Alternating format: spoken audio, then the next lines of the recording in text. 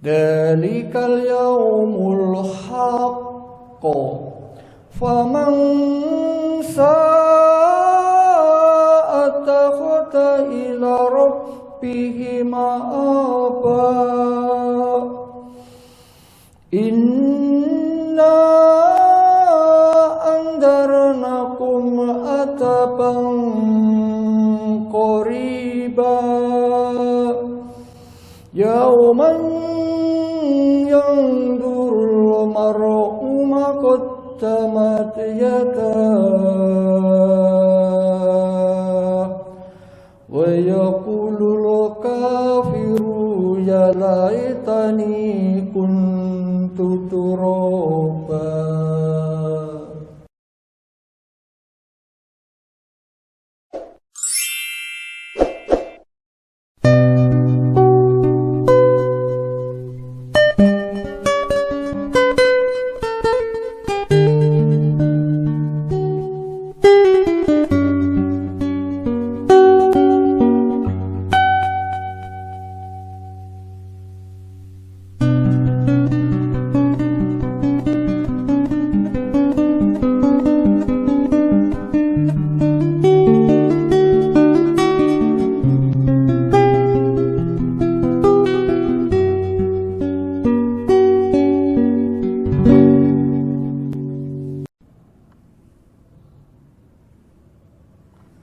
Assalamualaikum warahmatullahi wabarakatuh. Bismillahirrahmanirrahim. Inna lil muttaqina mafaza hadaiqa ma'ahnaba wa kawaiba atroba wa kasyantihaqo la yasma'una fiha lagwaw wa la kitaba jaja'an min rabbika ata'an hisaba. Rabbis samawati wal ardi wa ma bainahum ar-rahman la yamlikuna minhu khitaba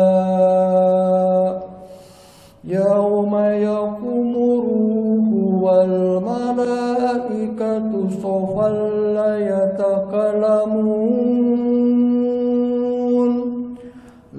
yatakalamuna ila man atina lahu rahmanu wa qala sawaba.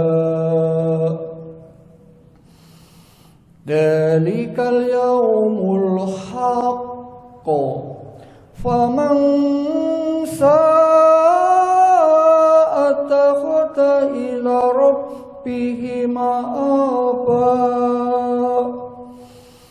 Inna andarnakum ataban qariba yauman yandurul mar'u ma qaddamat yadah wa yaqulul kafiru ya laitani kuntu turaba.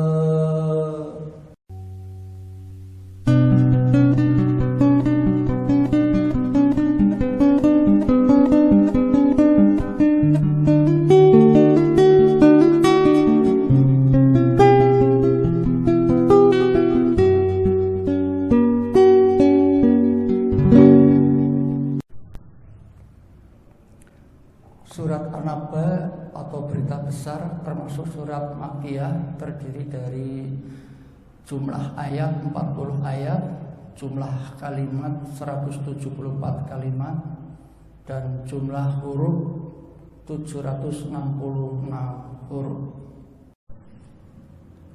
Adapun yang perlu di-highlight dalam ayat-ayat ini, Allah Ta'ala berfirman seraya memberitahukan tentang orang-orang yang berbahagia dan segala sesuatu yang telah disediakan bagi mereka, baik itu berupa kemuliaan maupun kenikmatan yang abadi, di mana Dia berfirman yang artinya sesungguhnya orang-orang yang bertakwa mendapat kemenangan.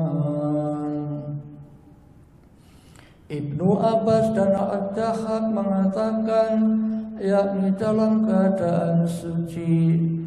Mujahid dan Qatadah mengemukakan mereka beruntung dan selamat dari neraka. Dan yang paling jelas di sini adalah pendapat Ibnu Abbas. Karena setelah itu Allah Subhanahu wa Ta'ala berfirman yang artinya kebun-kebun kurma dan juga kebun yang lainnya, yaitu kebun-kebun dan buah anggur, dan gadis-gadis remaja yang sebaya, yakni bidadari-bidadari yang mati gadis. Ibnu Abbas, Mujahid dan lainnya mengatakan yakni montok yang mereka maksudkan bahwa buah dada bidadari-bidadari itu montok dan belum mengalami penurunan, karena mereka semua masih gadis yang umur mereka sebaya, yakni mempunyai umur yang sama. Dan firman Allah Ta'ala yang artinya dan gelas-gelas yang penuh berisi minuman, Ibnu Abbas mengatakan yakni yang penuh lagi berturut-turut, sedangkan Ikrimah mengatakan yakni yang jernih. Firman Allah Subhanahu wa Ta'ala yang artinya di dalamnya mereka tidak mendengar perkataan yang sia-sia dan tidak pula perkataan dusta. Yakni di dalam surga itu terdapat perkataan yang tidak bermanfaat dan tidak pula perkataan dosa dan dusta.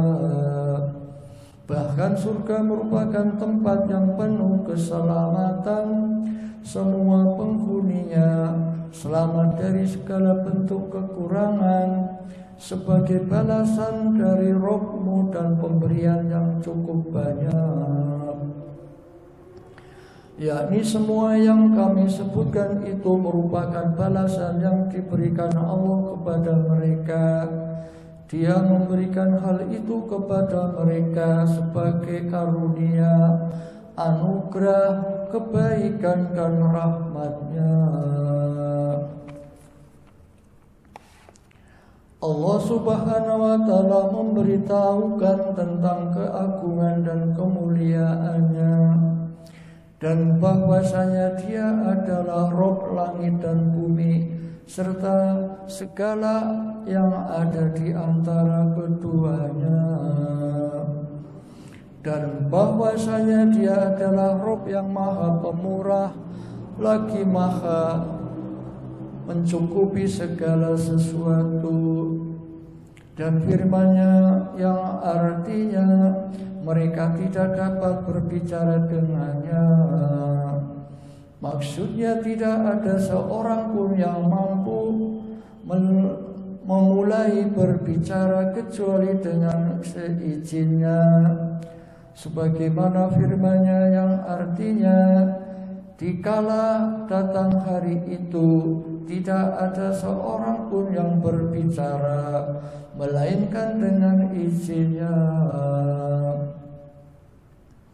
Firman Allah Ta'ala yang artinya pada hari ketika ruh dan para malaikat berdiri bersaf-saf, mereka tidak berkata-kata para ahli tafsir berbeda pendapat mengenai hal yang dimaksud dengan roh di sini. Terdapat perbedaan pendapat. Yang pertama, apa yang diriwayatkan oleh Al-Awfi wal Ibnu Abbas bahwa mereka adalah arwah dan anak cucu Adam. Yang kedua, mereka adalah anak cucu Adam. Demikian yang dikemukakan oleh Al-Hasan dan Qatadah. Qatadah mengatakan, dan inilah salah satu dari apa yang disembunyikan oleh Ibnu Abbas. Yang ketiga, mereka adalah salah satu dari makhluk Allah dalam bentuk seperti bentuk anak cucu Adam, tetapi mereka bukan malaikat dan bukan pula manusia. Dan mereka makan dan minum. Demikian yang dikemukakan oleh Ibnu Abbas dan Mujahid, Abu Salim dan Al-Amasyai. Yang keempat, ruh itu adalah Jibril. Demikian yang dikemukakan oleh As-Sabi Sa'id bin Jubair dan Ad-Dahhak. Pendapat terakhir ini didasarkan firman Allah yang artinya dia dibawa turun oleh Ar-Ruh Al-Amin Jibril ke dalam hatimu Muhammad, agar kamu menjadi salah satu seorang di antara orang-orang yang memberi peringatan. Yang kelima, ruh yang dimaksud adalah Al-Quran. Demikianlah yang dikemukakan oleh Zaid seperti firman-Nya yang artinya, dan demikianlah kamu mewahyukan kepadamu ruh Al-Quran dengan perintah kami.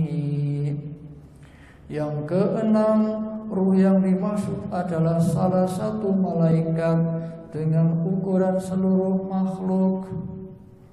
Dan Ibnu Jarir bersikap diam dan tidak memastikan salah satu dari pendapat-pendapat tersebut. Dan yang lebih mendekati menurut pendapat Ibnu Katsir, wallahu a'lam, mereka adalah anak cucu Adam. Dan firman Allah Ta'ala yang artinya, kecuali siapa yang diberi izin kepadanya oleh Rabb yang Maha Pemurah. Yang demikian itu sama seperti firman-Nya yang artinya, dikala datang hari itu tidak ada seorang pun yang berbicara melainkan dengan izinnya. Firman-Nya yang lebih lanjut yang artinya, itulah hari yang pasti terjadi, yakni hari yang pasti terjadi dan tidak mungkin tidak. Maka barang siapa yang berkehendak, niscaya ia menempuh jalan kembali kepada Rabb-Nya, yakni tempat kembali dan jalan yang dijadikan petunjuk kepadanya, serta makhluk yang dilalui di atasnya. Dan firman Allah Subhanahu wa Ta'ala yang artinya, sesungguhnya kami telah memperingatkan kepadamu, hai orang-orang kafir, siksa yang dekat, yakni hari kiamat, untuk mempertegas kepastian terjadinya, sehingga ia pun menjadi dekat.